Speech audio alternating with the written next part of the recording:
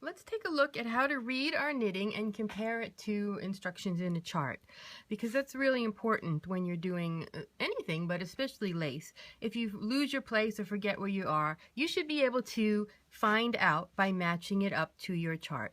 So first, let's just take an overview of what's happening in this chart and this knitting. So you'll see here I've got a pattern repeat that's boxed out. Then I'm going to work that over and over again across the row. So it's a multiple of 4. I might have 48, I might have 96, who knows how many stitches I have, but I'm working this over that. But I also have these sections, which are corners. And I'm working a piece in the round that has corners. And I want to show you how I can match the corners up to my knitting from the chart. So if you look here, we've got this knit 1 through back loop, and then a yarn over at the beginning of each corner, and then the other side of the corners here, and we just have a yarn over. So let's look what I have here knitted.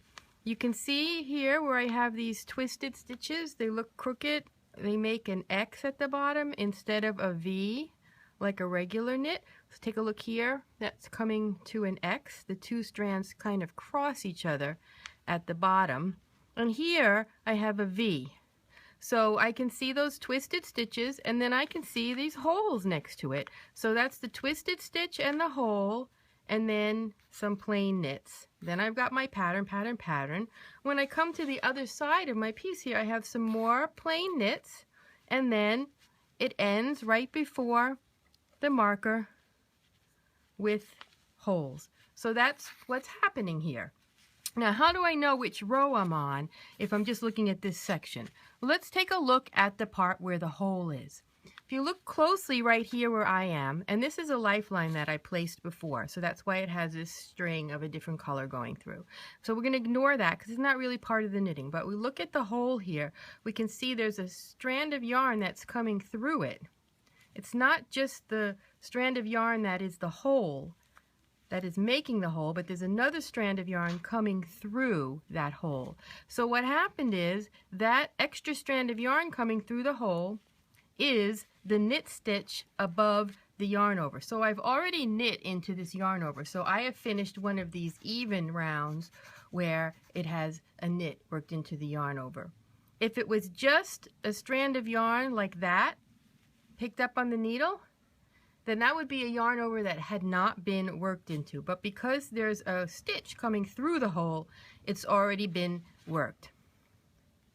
So you can see here, then we've got this plain section of stockinette, and that's pretty easy to identify. And then we have this pattern. So I just want to show you the pattern here. You know, it's not totally clear. This isn't blocked. It's a nice big stitches in a solid color though, so you can see a little bit of what's happening. So take a look here at how these decrease symbols make kind of a wavy pattern. You see that? If you follow them with your pencil or a finger or a knitting needle like I am, you can see that they kind of make a wavy pattern. And if I look here, I can see the same wavy pattern in my knitting. So it starts by coming out, then in, then out, then in, then out. So I've gone to the out, in, out. So I can look at that and figure out where I am. And that's only part of it. Now we'll look at the yarn overs. So the yarn overs, there will be 2 together in a lot of places. Here you can see that clearly, but here you also have 2 together. When you start the row, you come and you have 1 yarn over, then you do decreases, and then you go yarn over, decreases, yarn over, decreases, yarn over, because you keep going over and over. So you'll have 2 yarn overs in that section too. So on round 1 and 5 here, you can see right away we start with a decrease and then 2 yarn overs. And so when we look at our pattern here, we can see right here, that's what we start with. It's the decrease leaning out that way, just like that, and then the hole. Then we do it again. When we look here, and stretch it out a little if you have to. See, we start with that single yarn over. We don't get a double yarn over till we come back to repeat that part again. And there it is. It's just a small hole with 1 stitch coming out of it. The double yarn over, you can see, is a much bigger hole.